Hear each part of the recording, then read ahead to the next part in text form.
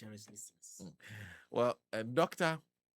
Basha Ligbi, he said Cannabis Regulations Department, Narcotics Control Commission.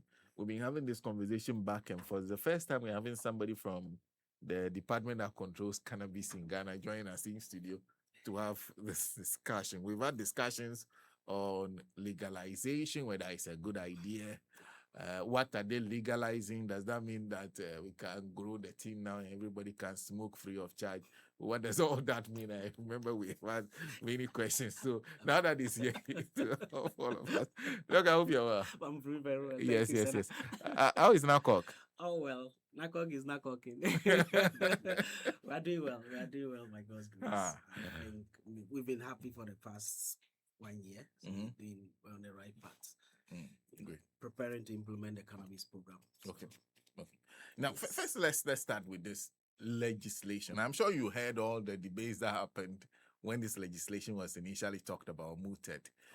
Is law now, right? Yes, it is. Okay. It is, yeah, So, an overview of this, the background, why we decided to go on this route, and exactly what this means. All right, thank you, Senna. Good morning once again. My name is Basha Ligbi, the head of the cannabis program with the Narcotics Control Commission. Good morning to your cherished listeners of the Radio Gold, your power station. On the 2nd of August 2023, the Narcotics Control Commission Act 1100 was passed. Okay. And this was to amend the If there's a way you can move the mic closer to okay, you. sure. Yes. Okay. Okay. Yes. Okay, sure. Are you okay?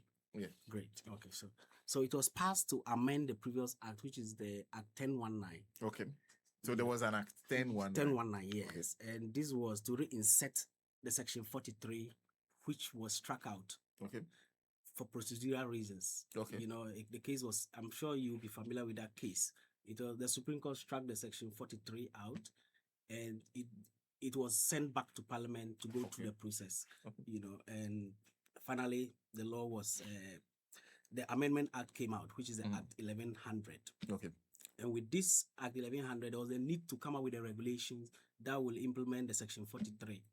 So by 8th November of same year, the LI, which is the LI 2475, which is the LI that my department is in charge of, is supposed to roll out, help implement, was passed. And one of the reasons for the LI was, one, to register and license companies that will go into the cannabis supply chain. Okay. Then also to monitor and control the cultivation process and all other activities within the cannabis value chain, and to implement control measures to regulate and restrict activities surrounding this same industry. Okay. The question is, what was the purpose for the passage of this? Yeah. You know, we keep hearing revenue generation, but I'm here to tell you and our good listeners, our cherished listeners, that on authority, revenue was the last of it when this LI, with this LI in mind. You're saying that because many people primarily revenue wasn't a revenue generation initiative. Okay. In fact, this LI was, the objectives of it was for public health. To protect public health and Ghana's way of contributing to the global public health. Also to control access for medical and industrial use of this same hemp we are talking about, and last but not the least, to prevent diversion into the illicit market. And that is what Nacoc is seriously working against. Diversion into the illicit market. So any revenue generated through fees and are being treated as incidentals and intended to support regulations, monitoring, and enforcement. So in summary, it was Ghana's way of contributing to global public health. And that is why you realize that we had to also repeal our drug policies to match with the changing trend. Okay, so your whole role is to implement Section 43 of the new act. Of the act, yes. Okay. The new act is 1100. Okay, 1100. Yes. Okay. What was wrong with the initial one, the 101? So in fact, it was the entire act was taken to court for them to strike out the section 43 because a citizen complained that it hadn't gone through the right procedure in parliament to be passed. Okay. You know, in simple terms, they claim it was sneaked into the act. Okay. So it had to be struck out and go through the right procedure again to be brought back onto it. And that's what warranted the amended act, which is 1100. Okay. Yeah. And anyway, so first, so you have a whole program in place now. Yes, please. You're calling the cannabis program. Yes, please. Exactly. What's the purpose of that? Yes, so that just like I was telling you, the purpose was to contribute to public health. Okay. And to prevent diversion into the illicit markets, and then also to ensure that we control both access to medical and industrial usage. Okay. You know, so access to medical and industrial use. Yes. Okay. The public health aspect. Yes. Can you please explain that to us when you say that the impact is heavily on the matter of public health? Yes, absolutely. How would that happen? Yes, so you realize that when you look at the medicinal use of this cannabis, in fact, it's heavily tailored towards ensuring that certain medications that probably the side effect of it outweigh even the benefits. With cannabis, for example, most of what is on the market currently, you realize that it's almost nothing when it comes to side effects. Okay. So most we try to so cannabis in its current form and with what science is driving towards is to ensure that industries come out with medications that will supplement or that will take over from the conventional drugs that we have, be it the oncology drugs, be it painkillers, even food supplement to start with. Because there are quite a number of derivative of food supplements that have been churned out from cannabis. Okay. You know, and there are quite a lot already in the market, not in Ghana market because it's currently illegal until we do the launch of the program. Okay. Any of such products in our market is considered to be illegal. Okay. Yes, please. Okay. Now let's go back to the program. Yes, please. Have you started the program yet? Not yet, until it's officially launched by the minister. Okay. Do you have a time frame with which it to be? Okay, so we are hoping before the first week of next month, hopefully.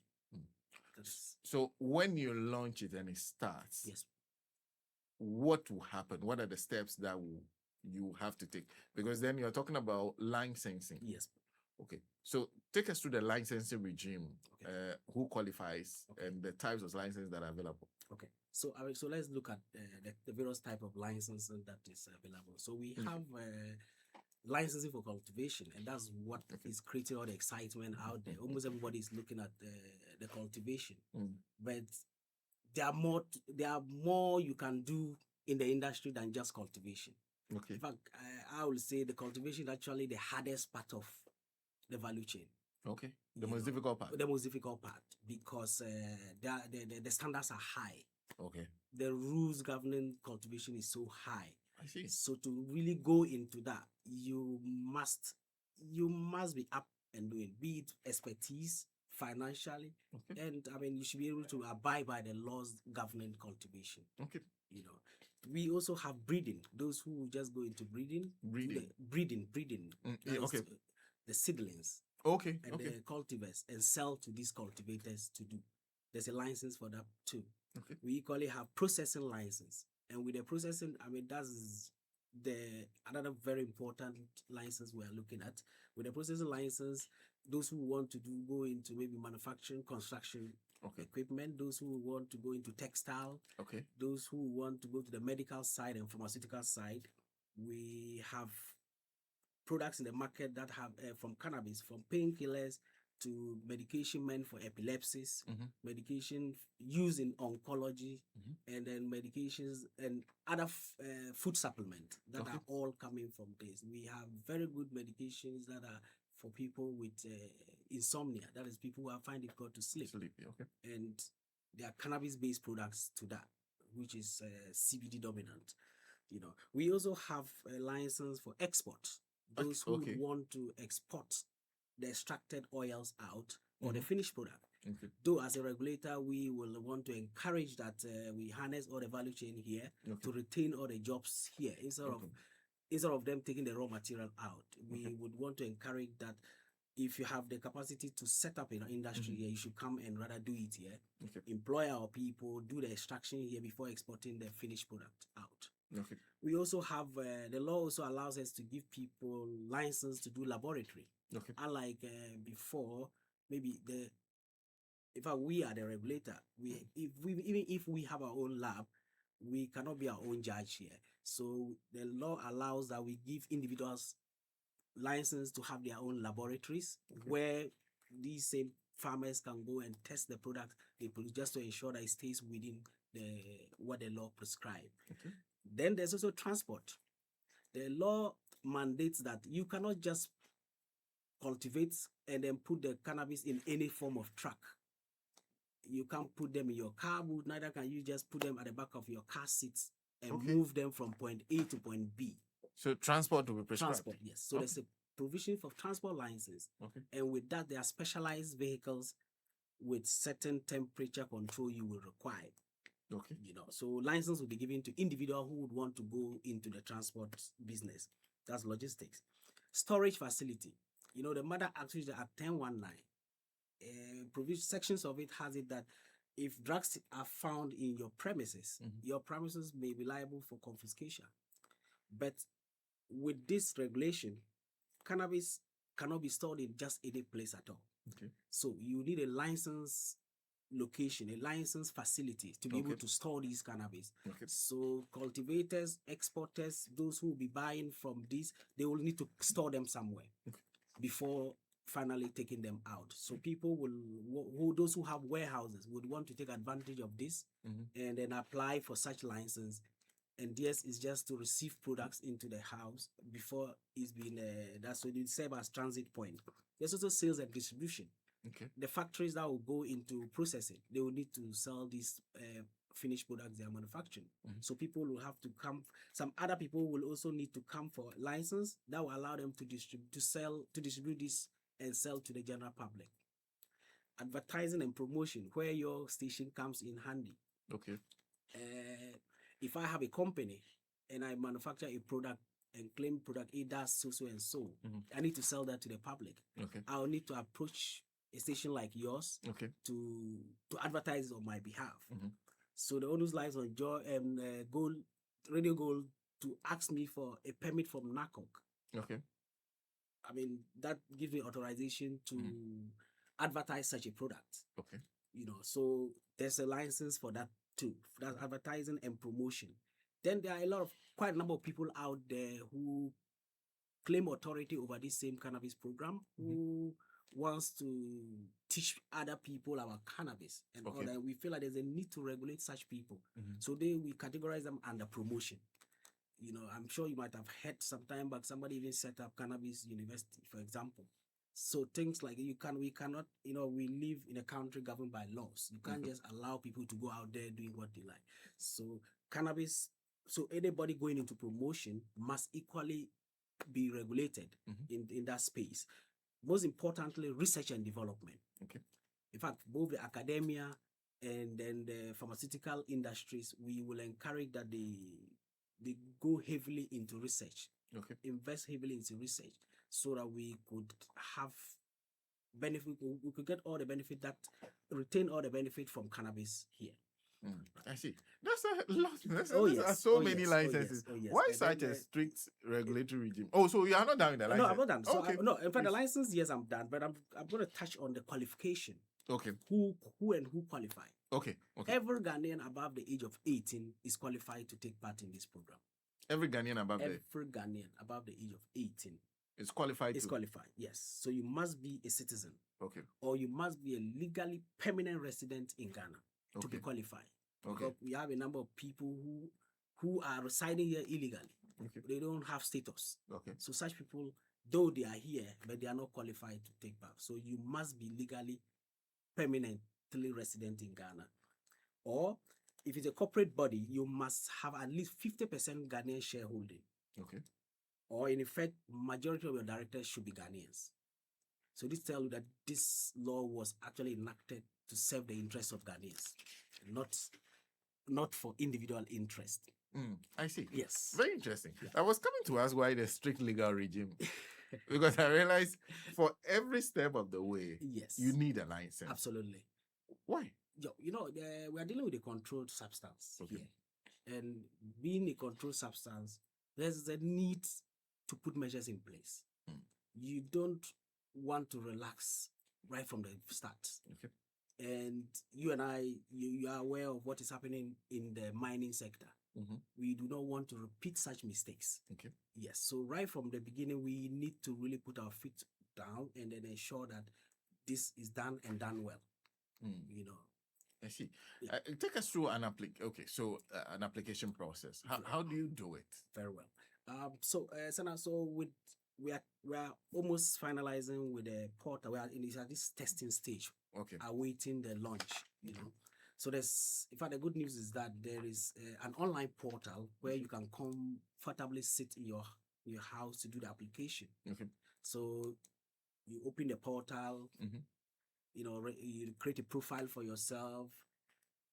With the profile, it allows you onto the space. Okay. And with that, you are required. In fact, the application process, there is an application fee attached to it that you are required to pay. Okay. Before it then opens you up to the space to now do the application. So, then after you do the application, you do the submission. Certain documents has to be attached to your submitted application. And this ranges depending on the type of license you are applying. If it is a cultivation, you are required to submit a survey plan of your land. In fact, 3 copies of a survey plan of your land. Oh, the land you use. Absolutely. Okay. This is just for your listeners, for those who intend going into it. Even if you don't have document your land, you should start looking at that. That is, if you want to, because this will all delay the process if you start your application and realize that you still have to go back to start working on your land documentation. Okay. Then you're also required to submit a written proposal on how you intend to store the products. Okay. Then how you also intend to transport it. We need to have a written proposal on that. Oh, really? Yes. That's part of the documents. As part of the documents that you need to attach to. You equally have to submit us with the list of approved varieties that you want to cultivate. Okay. Yes, and then you need your value, your tax clearance. You are also required to submit police clearance. Okay. With the police clearance, it's a step for us to start our vetting from. It tells you that at least criminally you are cleared. Okay. And then with that, and we can also start our vetting from that. In fact, this we attach so much seriousness to this documentation, because incomplete documentation will lead to you being refused. Everybody is qualified for this, but then you will need to submit all the required documents to be able to qualify for this whole licensing. Now, apart from the police clearance certificate, yes, I mean the certificate is just not the individual. Even all your directors, you need to supply police clearance on them for us to be just. So everybody who will be involved. Absolutely. Police clearance. Police clearance, yes. What are you testing for? It's an industry of integrity. We want to ensure that anybody going into it, you do not have any criminal background. We have to ensure that we are satisfied with the fact that you do not have any criminal background. Okay. Yes. Okay. Once you issue the license, what will be the validity?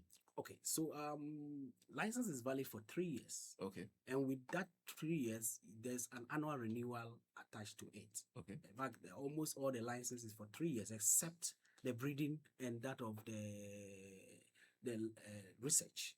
For them, they are annual. So every year you have to come back to us. Oh. Yes. Okay. For the breeding. For the breeding annually. Annually, yes. The other licenses for 3 years. A period of 3 years. Yes. Okay. Can I apply for multiple licenses? Oh, yes. Multiple licenses, except for those in cultivation. Okay. For those in cultivation, you will need to prove. You should have done at least 1 season before you can be given the chance to now apply for multiple licenses. Okay. This is just to ensure that you stick strictly by the rules. Okay. You do not violate any of the requirements of the license. So you should have cultivated for at least one season. Yes, please. Okay. And the one season for cannabis could be 3 months or 4 months, not a year. Oh, really? Yeah, absolutely. A season is? Yes, for a season is just like 3-4 months, and you are ready. Yeah, you're ready to apply for. Absolutely, to harvest. Yeah. Is there a guarantee that if I attach all the documents, everything you're asking for? Yeah.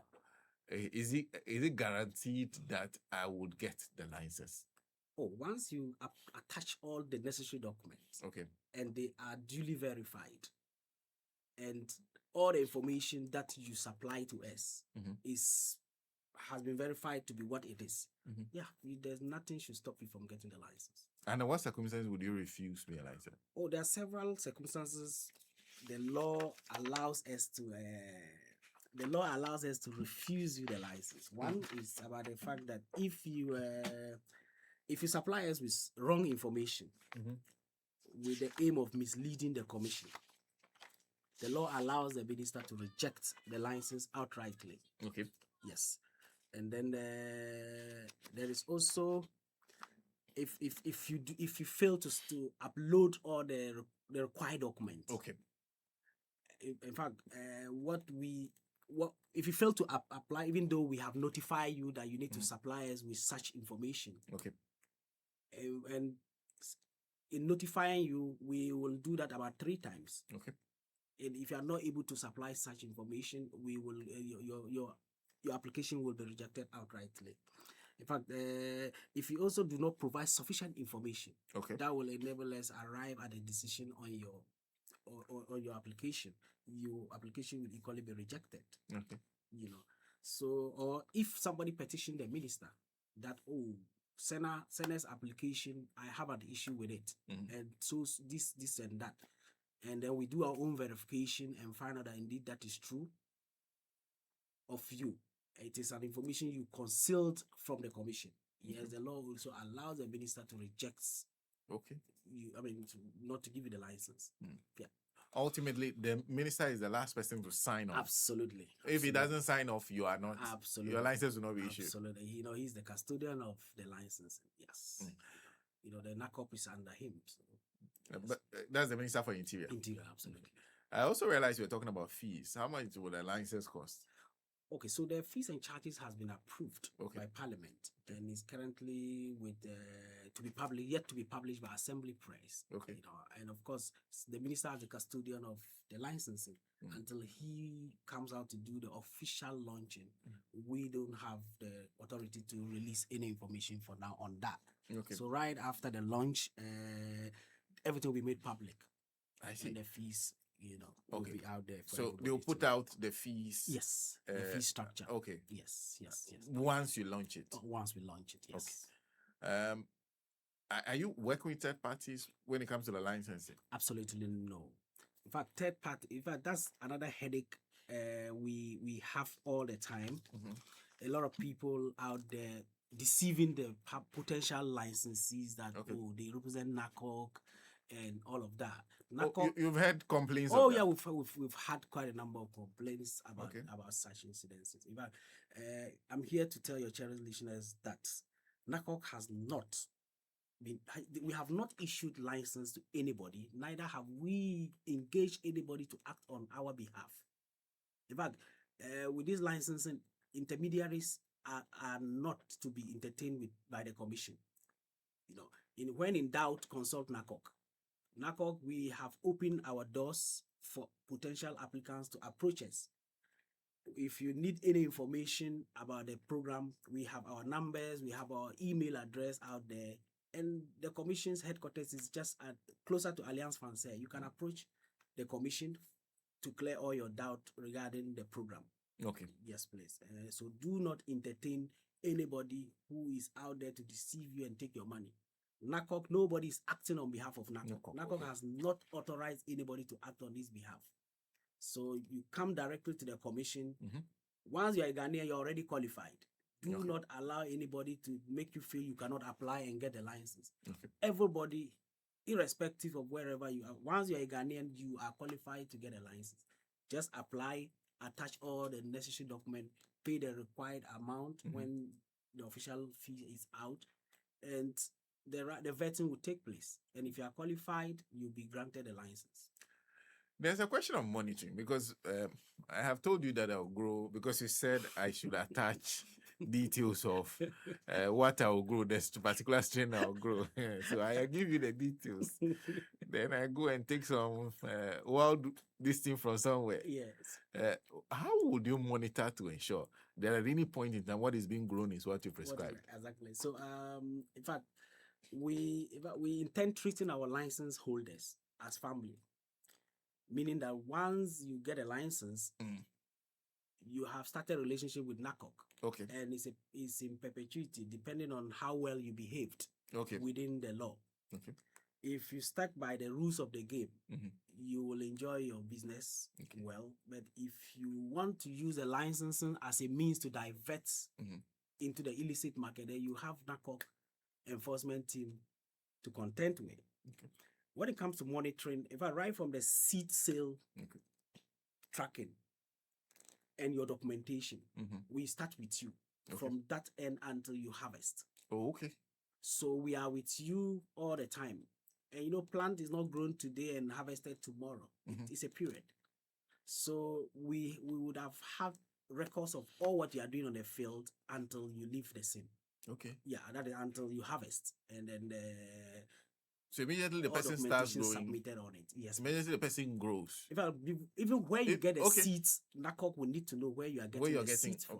And that is why when we commence, we will prioritize those with the import license, those who bring the seeds and the cultivars in, because you only need the cultivars and the seeds in for the cultivators to be able to have access to plant. Yeah, so those are the people we probably would prioritize before the commencement of the. There's also testing. We during monitoring, we do testing just to monitor how the THC fluctuates. Okay. And then with that, and that's one thing here. If we realize that throughout a period, you've abided strictly by all what has been prescribed. Okay. But then due to probably harsh weather conditions, you rather probably the THC fluctuates and you decide to go overboard. Okay. But you have stuck by all what the law prescribed. Are you saying it's possible that you have a seed that is 0?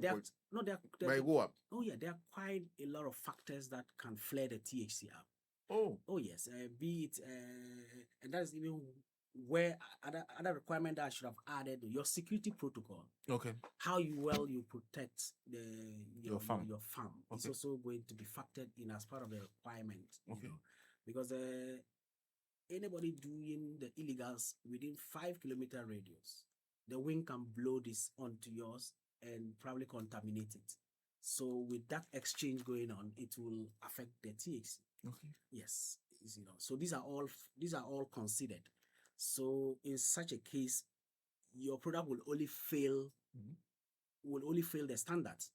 But then the institution, the regulator would know what to do because you abide by all what is required of you. But by law, first you must be convinced that the person followed all the way down. Absolutely. And then with that, we probably will just have to destroy the product. Okay. But not necessarily prosecuting the person. Because if you abide by all the rules, but then by nature, the products could not, and when the THC flared up in that. So we are even encouraging potential license holder. You should find ways you could patrol the perimeters of your farm to ensure that there are no illegals going on around. In fact, we believe that a well-regulated cannabis program, the regulator doesn't have to stress so much. Okay. These same legal farmers would fight off the illegals. Okay. Because the investment involved is so high. Okay. So if I invest so much in even getting the license and the product, only for somebody to come and do an acre of illegal around, which will affect my product in the long run. So the onus then lie on me to ensure that I do everything possible to protect my crops. So apart from the open field, we also encourage the people who want to do the greenhouse. But with the greenhouse, you can't do large tracts of land. Okay. And with the industrial cannabis, you need a stock. And the stock, you must grow large quantity to be able to get enough stock, So those who probably want to export for industrial purposes, they would need large tracts of land to do the farming. I am assuming that because of the conversation we had behind that nobody knew about, that you are from the northeast region. In fact, the northeast region is one of the green belts of Ghana. Absolutely. They grow a lot. The Yagaba area. Absolutely. Yes. So you know how big the average farm size can be. Absolutely. Do you have a limit as to how huge the farm should be? The farm can be. Okay. So with that, if you look at the Schedule 1 of the LI 247, it has prescribed. In fact, it put the land side in category from category 1 to category 8. Category 1, for example, is from 0 to about 5 hectares. 0 to 5 0 to 5 hectares. And then category 2 is 5.1 to about 20 hectares. And it goes successfully. And then the category 8, which is the last category, is more than 15,000 hectares. That's huge. That's huge, yes. How do you... Because think about it. Okay, so I grew the legal house in front. I grew some behind, and then behind the back. What I'm doing there is something else. How do you ensure that people don't try to play that kind of mind game with you? Exactly. So I mean, just like I was telling you, if you truly understand the industry, you realize that such is not possible unless somebody who already enters the industry with the sole aim of diversion. Because just like I tell you, if you invest so much into such a program, you wouldn't want to do something like that. Because the illegal will destroy your legal farm.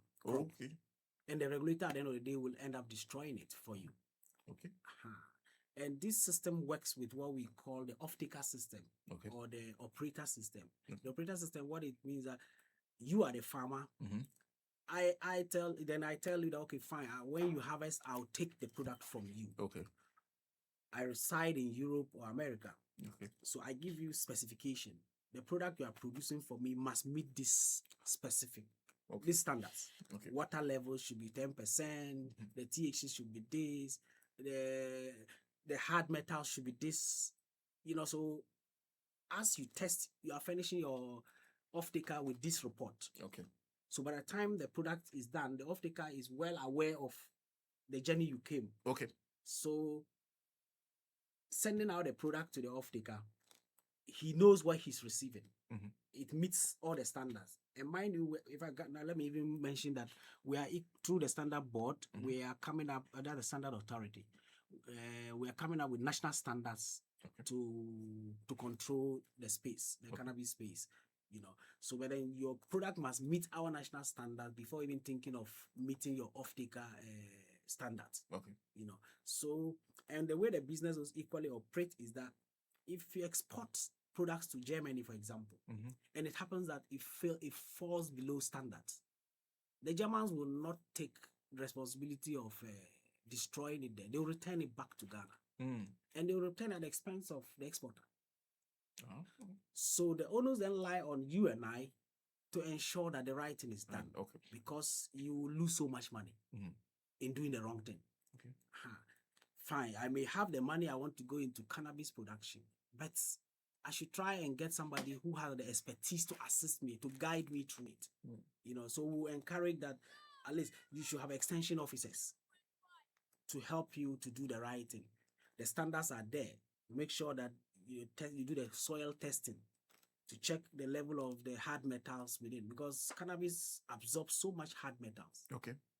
It absorbs so much hard metal, and that's why research will tell you that these galamsey polluted lands we are talking about, it's a very good plant to be able to absorb such hard metal and revive the. So you grow it just to absorb? As something of that sort. These are things we can still look at in the details later. But so all the profile will be sent to your off-taker, and your off-taker then he has a history of the products, and then ensuring that it meets what he requested from you. So you wouldn't want to do any activity. So you'll be hurting your own business. If you do what go into that. Yes, So that's just what is, so that you do not allow that to happen. So. I'm wondering because there may be many people who are interested, but Yes. we'll first like to look at the law first. Absolutely. Read through, go through, and be sure that this is something they want to do. Where can they get copies of that? Okay, so in fact, the Assembly Press, which is a Ghana printing press, yeah, Okay. I think they are in charge of that. Okay. And they have copies. So you can get a available for copy sale. of the Yes, in fact, LI it's there. around Accra Technical University, Okay. just beside Accra Technical University. So the LI is available for sale. Okay, so that you can buy and familiarize And familiarize with the... yourself. You know, just as we keep saying, ignorance of the law is not an excuse. If you are thinking of entering the cannabis space, ensure that you treat the LI as your Bible or your Quran. Make sure you go flip from page to page, ensuring that you are familiar with every aspect of the law before you approach Nacoc. I'll read a question to you, then I have a few questions of my own outside there. So we are now virtually almost done with the education. But I mean, I've Steven says, ask him, I don't have documents to the lands in my village. My grandfather left for us. Does it mean those lands can be used to cultivate? So in that case, what do you advise? Okay, so what happens if you have a land which is not even in your name? You need a written permission from owners of the land. Okay. Maybe the Abusia Penny, okay, for example. Because if you look at the Act 1019, if your land is even being used for cultivation illegally, the land could be confiscated. Oh, really? Exactly. So the owners of the land must know what you are using the land for. Okay. So you need a written permission from them. Then that will be added to your application to the commission. Okay. Yeah. Okay. Now I said I have a few questions. Now, because whenever they say, "Oh, they've caught somebody with weed," it comes to you. It comes to the commission, not me. It comes to the commission. Yes. By your department. Not my department. Okay. That's a different department. A different matter altogether. Yeah, so enforcement is completely different from the regulation. Regulation is the department. My department is just in charge of implementing this cannabis program. Yes, please. Program. So we are more into regulation instead of. Why can't our current strains be used from what you've seen in terms of the ones that are grown in Ghana currently? Okay. Illicit. Yes. The illicit products. What's wrong with them? Okay, so looking at what the law prescribes, the law is strictly telling us to stay within the 0.3 THC limits. Okay. But you find the strains in our market sometimes over 40%. 40 THC, yeah. 37 to 40 THC, yes. That one is wild. Yeah, that's so wild, you know. And mind you, they do not also grow them in an atmosphere whereby you actually get them in standard. If you see, when they do extraction with what we have, and you look at the filters in the extraction machine, the level of impurities that come out of them is really so high. Okay. You know, but nonetheless, just like I was telling you, R&D, which is research and development, is an area we want to really encourage both the academia and companies wanting to go into the program. And the breeders are equally encouraged to try to see how with time they could come out with a strain of ours that could still be used for the same purpose. Okay. You know, so you can do the same extraction. Yes. But you won't get the quality that you're looking for. No, you struggle. You struggle. You put in more effort in getting the quality of products you want. And then the THC level is so high. It will be very high. Exactly. And that's not what we are looking at. And that's not what the law is equally telling us to do. You know. So at commencement of the program, we will rely solely on the imported seeds. Okay. Until such a time that our potential future breeders and researchers will come out with the right strain of our local cannabis that could be used for that same purpose. Because I'm sure as we speak, somebody is hearing legalization and say, well, he already has some cannabis seeds. No, that's not that type. Their seeds are not qualified. No, that's not that. They are not qualified. In fact, and whatever seeds you may have is considered illegal as we speak. Okay. Exactly. And even after the launch of the program, it's still illegal because how did you get it? Okay. Yes. So those are all. But who will be importing these seeds? Okay. The ones that we'll be using for this program. Okay. So just like I was telling you, licensing, import license was one of the categories of licensing we're doing. So individual who would want to bring in seeds from outside will be required to come for the license meant for that purpose. In fact, and that is just restricting you to bringing in the planting and propagating materials. Okay. Finished goods is not part. In fact, the reason why finished manufactured goods are not part is to protect our local industry. Okay. To encourage our local industry to come up with their own products. Okay. If you take Morocco, for example, they have over 160 products already in the market from cannabis. 160 products? Yeah. Already on the market? On the market, exactly. So they have advanced? They have advanced, absolutely. And of course, I believe we as a gateway to, the sub-region, I believe when we start, we may surpass them, once we put ourselves to it, ensure that everybody plays their role. And that's why we believe that the commission cannot do it alone. Okay. We need everybody, the media most especially. You realize when I came, the gentleman I met here was saying Tampi. That's the misinformation out there. We need to. Why? Because that's what it's called. No, if you by the mere fact that you are calling it Tampi alone, the sound of it will discourage anybody at all going into it.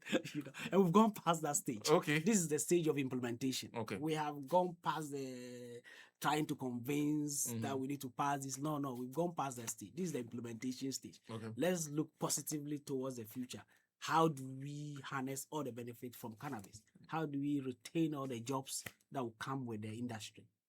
And you are sure that we will succeed, and the media must play a pivotal role in all this. Two things. First, the manner in which this has been discussed gives me the impression that there are many people who are interested in actually going into the industry. Yes. Are you getting some expressions of interest? Oh, since the passage of this law in 2023, the commission has been inundated with several requests. Okay. People have expressed interest. People have walked up to us. In fact, we've lost count, but the data should be there.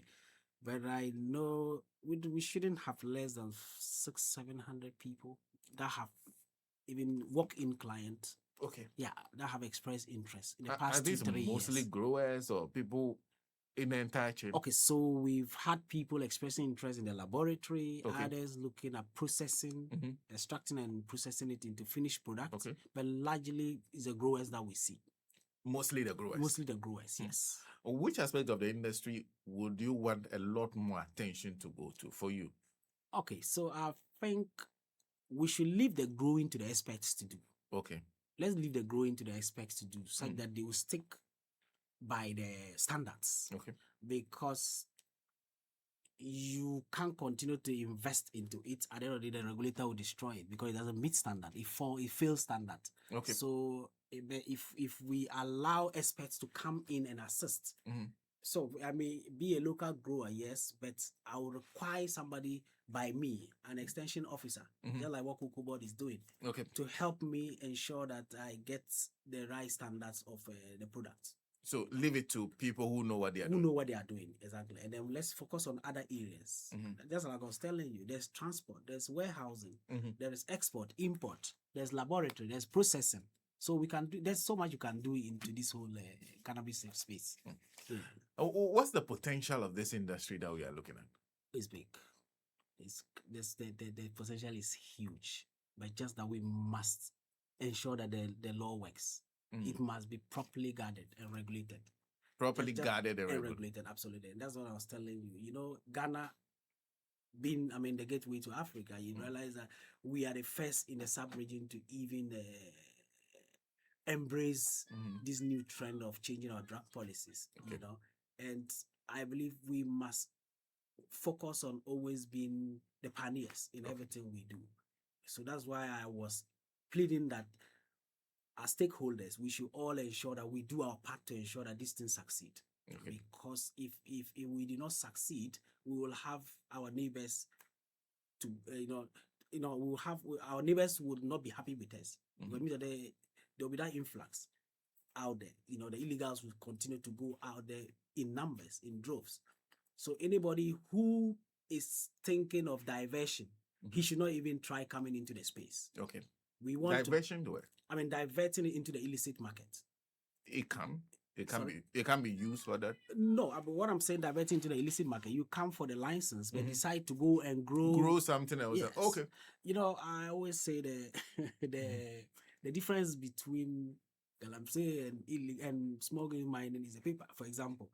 You will come for license from Nacoc, go down to the village somewhere, probably receive local law. If though now Nacoc has expanded into the districts, which is a good news for us now. It means that our monitoring will be right into the doorsteps of wherever you are going. So this may not even be an issue now, because we will be monitoring you right from the seed stage to the harvesting stage. So nobody should even think of diversion. Because diversion should not even will never happen. Will not happen. Well, let me not say never, but it will not happen. We'll try our best to ensure that it doesn't happen. It doesn't happen. Yeah. So let's conclude with what your message is to the listeners who are listening to you and are interested. Okay. So our cherished listeners should know that, in fact, Nacoc, as the name, no matter how terrifying the name is, with the cannabis program, we have a softer hand. A softer approach. We've opened our doors. Feel free to approach Nacoc so that we assist you to do the right thing. Do not follow shortcuts. Nobody can assist you get the license. Come directly to the commission. Bring all your documents. Ensure that whatever information you are providing Nacoc is the right information, and you can be sure that you won't be disappointed. The license, you will get it once you are a Ghanaian. Of all the things you heard, what is the major misconception you've heard about this particular program that you're implementing? Oh, the fact that people keep saying that cannabis has been legalized. Okay. I mean, for recreational use. But we keep saying that, in fact, our demand reduction team, in fact, they're doing a very good job out there. They try to educate people that no, that is not the case. And that is why I was telling you that the media actually is supposed to do a lot to help us. They are supposed to play a pivotal role in all this. In fact, this week or next week we are planning on meeting media commission, right? National Media Commission. Yes. And I mean, just to reiterate the role we expect the media to play in this whole cannabis thing. Because we need to create the awareness out there. We need to let the people know that it is not the recreational one that we are talking about. So we need to do a better work at educating people on the law. Absolutely. Because if you downplay it by just calling it tampi, by calling all the jargons you can find around, it downplays all the effort we are putting in to dissuade these guys from dissuade them from thinking that the law is as it is now. We need to really keep talking to them. Let them know that no, there are good aspects of cannabis. Let's think towards getting that done. And when you are in doubt, Nacoc is available. Always contact Nacoc for assistance. Thank you very much. Thank you. Yes. Just that I was thinking, so if somebody can go the 0.3 and do that, is it within the law? The enforcement team will come for you. And of course, I mean, just like the minister can always recall the license. And it can be suspended too. You can't come for license, start or pretend to have started working with it, and then go into inactivity. With that, we can suspend the license and even later cancel it. You can also surrender your license. That is, if you decide that you don't want to go into the business again.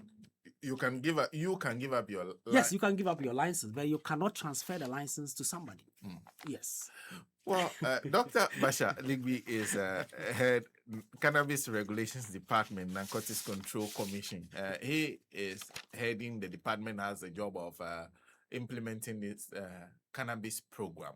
So please listen to him attentively.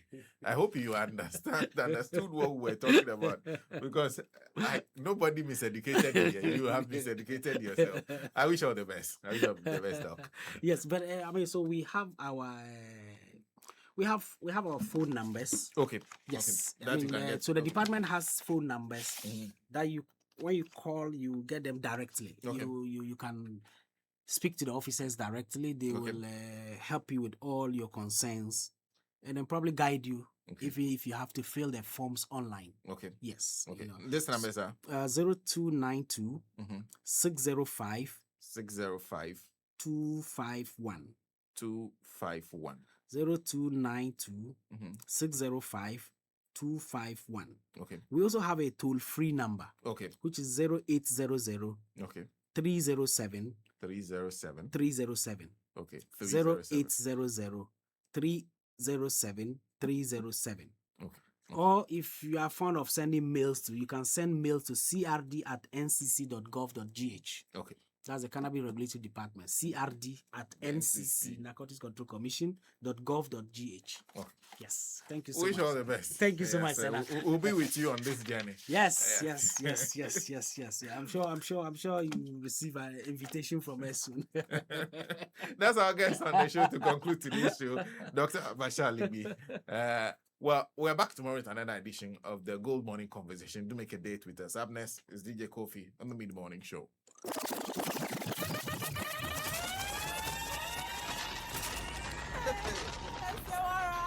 Mr. Business, the man praise the Lord. Hey, Pastor. Hallelujah. The trust of them who sit him here. Then we'll be on the according to our future. Hey, Pastor, if we say me kunu fa, me do CB men's capsules. Na me so me no ma dear CB women's capsules. What you know? Any job be fear pa. Praise God, praise God. CB men's capsules. I best some in Pemre, and me doing some yale, and no balance now we can.